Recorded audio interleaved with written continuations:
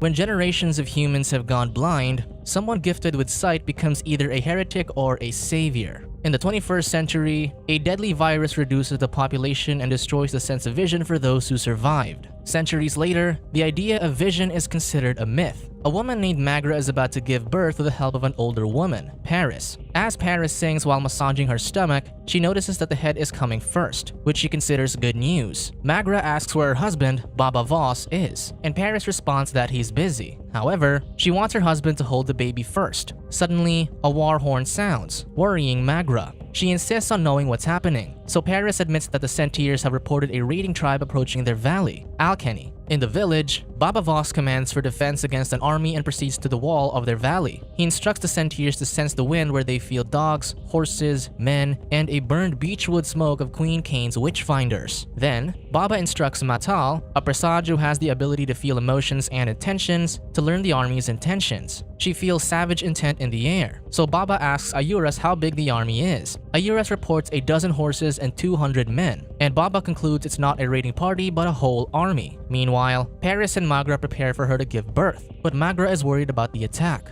Magra senses that Paris isn't telling her something, but Paris claims that she's just an old woman. However, Magra points out she can talk to birds and hear the future in her sleep. Finally, Paris admits that an owl has warned her that the witchfinders are approaching to find Magra. While the witchfinders march, their general, Tamak Dijun, waits for a horse to arrive with a trader from Alkeny named Gether Bax. Gether demands to be untied, but Tamakti pulls him off the horse and commands him to kneel. Afraid, Gether reveals that he was the one who told Tamakti to come to their village since he has information about a heretic, Gerla Morel, who killed the queen's sister. Tamakti beats him as he demands more information, so Gether reveals that Magra, a stranger to the Alkeny village, suddenly arrived at the end of winter while she was 3 months pregnant. She never told who the father was, but Gether found a necklace she was wearing with Gerla Morel's name on it. Thus, Gether tells Tamakti that if they attack the village now, Gerla Morel's child will be his. Meanwhile, Magra gives birth to a healthy baby boy. She continues to have contractions. Soon, Magra gives birth to a girl. Thus, her children are twins. In the forest, the Alkeny tribe prepares to battle the witchfinders. As the enemy climbs the wall, they whip them from above. Suddenly, the enemy becomes silent, making the tribe think they are gone until one of them grabs a member of the tribe. The fight continues, with the Alkeny tribe giving their best to defend their land. The witchfinders put a ladder on the wall to climb quickly. Men after men charge Baba, but don't stand a chance against him. A witchfinder catches Baba with a rope on his neck, but he eventually cuts it. As a last resort, he orders everyone to clear the wall. The tribe climbs up, and once everyone is safe, Baba cuts a rope that holds their wall, causing a rock slide that falls on their enemies. Baba requests information from his people about their enemy. While Ayura says their army was barely diminished and the survivors are sheltered behind the river, the presage experiences a sensation of hatred but remains silent. Baba decides that the enemy only gave up a small number of its army, so he orders his people to return to the village and prepare to defend it. On the other hand, Magra tears up as she holds her infants. Paris reminds her that according to Alkeny law, the mother's first uttered name to her child must be the father's name, and that she shouldn't say Baba or else harm will follow. Magra whispers to her babies that Gerla Morel is their father. Magra claims that Gerla Morel was just a stranger, and she wandered from her village after getting lost in a blizzard. However, Paris says that's not what the owls tell her. As the warriors return to their village, Baba tells the rest that the witchfinders and half of Queen Kane's army are in their land, which confuses them because there are no witches in their village. Baba immediately plans to prepare another defense line before the storm stops. He visits his home and greets Magra's babies with tenderness. Paris asks if the rocks killed all the enemies, to which he responds that it didn't. This makes Magra worry if they'll survive the day. Meanwhile, the army calls Baba as they think Magra is the reason for the witchfinders' attack. Hearing this, Magra panics, but Paris assures her that Baba will take care of it. Paris then reveals that Gerla Morel left her a message on her altar on the day Magra arrived at the village. On the other hand, the villagers think they should give Magra and the babies to the witchfinders so that they can have peace with them. But Baba is ready to fight to protect his family. Suddenly, Arka, Ilun, and Bolion stand beside him to protect his family. Before a fight starts, Paris arrives, reminding them that they are all Alkeny. She points out that the witchfinders are halfway up the mountain and will burn an entire village if they're identified as witchcraft, regardless if they give Magra up. As an alternative, she reveals a bridge over a ravine that Gerla Morel built, but some are hesitant since they have lived in their village and haven't noticed a bridge. Paris instructs everyone who believes her to pack their things and tells Baba to have faith. Later, the Alkeny tribe rushes to the bridge, which luckily exists. When the witchfinders arrive in the village, they find no one. However, a man hears the babies crying, so they follow the sound. The tribe moves gently across the bridge, but several are thrown off balance and fall off. The tribe's people continue with Baba at the end. When the witchfinders arrive at the bridge, they hear nothing. However, the babies start crying again, so Tamakti pushes Gether into the bridge, confirming that it exists. He then orders his troops to follow, but as soon as Baba reaches the opposite side, he cuts one side of the bridge. When he's about to cut the other side, Gether pleads for assistance, claiming that he was left behind. Because of this, Baba waits for him before cutting the bridge, forcing several of Tamakti's men to fall. Defeated, Tamakti orders a herald to notify the queen. At Kanzua, Queen Kane's palace, the queen prays for guidance and clear paths. She then receives the message, so she informs her lords and ladies that the person who was given the power of light, Jirla Morel, is alive. Kane asks the physician if the power of light can be passed to a child. The physician doesn't think so, but the queen thinks he's lying. She commands everyone to kneel and reminds them that the power of light almost destroyed the world by controlling and twisting God's intentions. Kane then instructs Lady Z to send a message to command Tamakti to find and bring back Jirla Morel along with his children. On the other hand, Magra informs the Alkane survivors about Jirla Morel. She states that he preaches heresy and has a power that they will consider magical or evil, but almost every human on Earth once had. Jirla Morel told her many of the things that were made by gods were actually made by humans who had the same ability he had, the power to see. She assures them that they'll find sanctuary if they follow Jirla Morel's instructions. For 30 days and 30 nights, the Alkane tribe goes on a journey to find the sanctuary, following the guides that Jirla Morel left as he instructed in his message to Paris. As they reach the sanctuary, Baba asks the sentier what's in the place, and he responds with everything. Jirla Morel has left them building materials and livestock to start a new village in this paradise. However, Paris reminds Baba that since he's the chief, he should know that the witchfinder might find them someday, so they must be vigilant. One morning, Baba wanders in the woods with his children. Suddenly, a bear arrives, making him fall and drop his children's bassinet. He tries to hide from the bear, but the babies cry, catching the bear's attention. Desperate, Baba fights the bear to protect them, but an arrow hits the beast, killing it. A man arrives and comments that his children are in good hands. Baba realizes that the man is Jirla Morel. He asks if he'll take the children away, but Jirla Morel says he won't since he's a fugitive and has work elsewhere. As Jirla Morel looks at his children, he smiles and asks Baba to take great care of them. Then, he gives him a key to open a box in a small cave in the sanctuary, instructing him to tell Paris that the things in the box are for his children. Baba asks what's in the box, so Jirla Morel claims it's the knowledge that will begin a new world. As he leaves, Jirla Morel instructs him to name them Haniwa and Kofun, so he'll know when they come for him. Coincidentally, Gether is in the forest, overhearing Baba calling Jirla Morel's name. Gether immediately tells this to his aunt, Southerbax, but she doesn't seem to be bothered since Baba rules their tribe. Gether reminds her that his mother was burned alive for questioning the wisdom of putting Baba as the chief. Soon, Baba returns and tells Magra that he met Jirla Morel in the woods. He then goes to the cave to get the box and takes it home. Meanwhile, Gether and Souther set up a private meeting with a shadow, a mysterious individual who can disguise herself from the rest and conceal her body from detection. Souther points out that shadows are women since men are too clumsy to hide, and even Ayuras and Prasaj can't sense nor hear them. The shadow clicks her mouth to reveal her presence to them and throws a rock. When asked to spy on Paris because they believe she's a witch, the shadow glides and cartwheels around Gether and Souther while making 2 clicks, meaning she will. Later, Baba and Magra open the box and find a toy boat.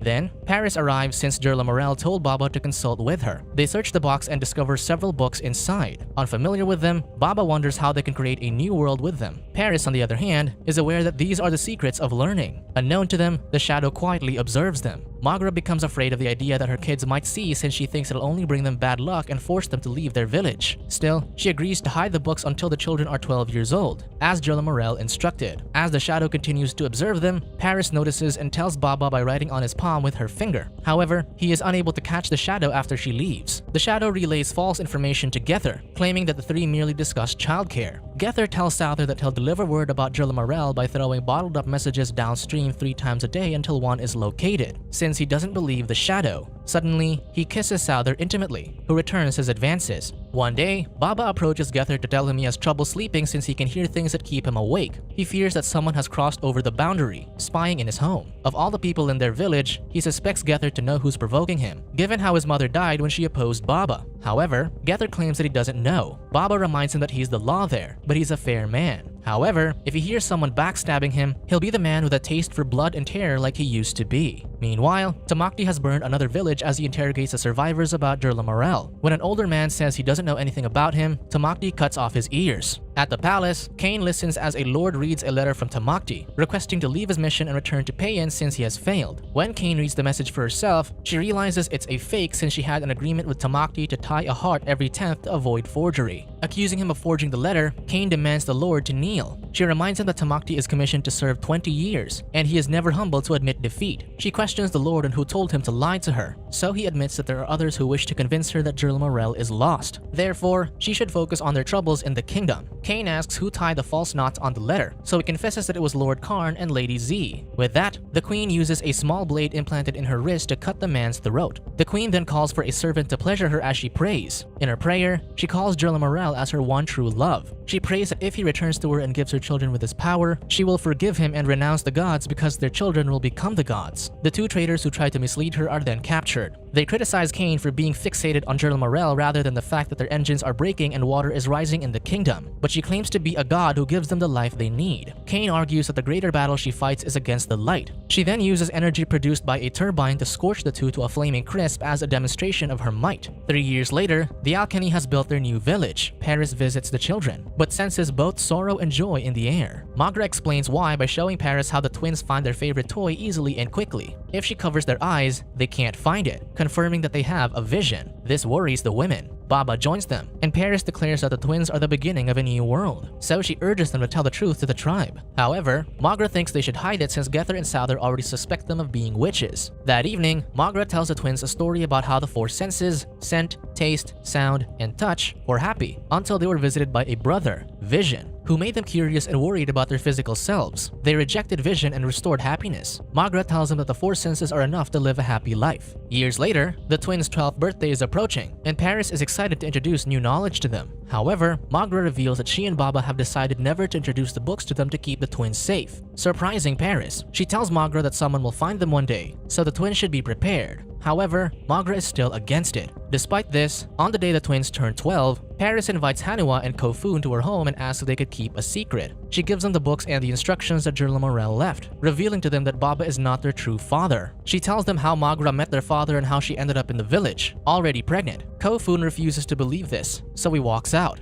Hanua goes to get him, but Paris reminds her never to tell anyone what she told them. In their home, Kofun suspects they are witches, and the stories about Vision are true. However, Hanua refuses, saying she has the truth in her hands. She reads Durla Morel's letter, claiming that most people used to be able to see. However, after they have outgrown the earth and ruined it, God punished them by taking this gift away to save the planet. The letter tells them that the gift of vision is being restored to certain people so they can restore the world. Durla Morel also instructs them to leave the village and locate him once they've grown enough. Baba overhears as Hanua reads the letter, so he confronts Paris. She persuades him that it's the right thing to do and they shouldn't tell Magra. She reminds him that the world doesn't change while they hide, so the twins might be able to change it. She reminds Baba that he wasn't always a good man, so this is his chance to pay the world back. Soon, Hanua and Kofun climb up a waterfall to read a book. Meanwhile, a woman hears a bottle hitting a rock and finds one of Gether's bottles on a river.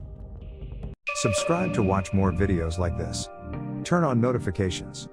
And leave a like, it really helps the channel out. Thank you for watching.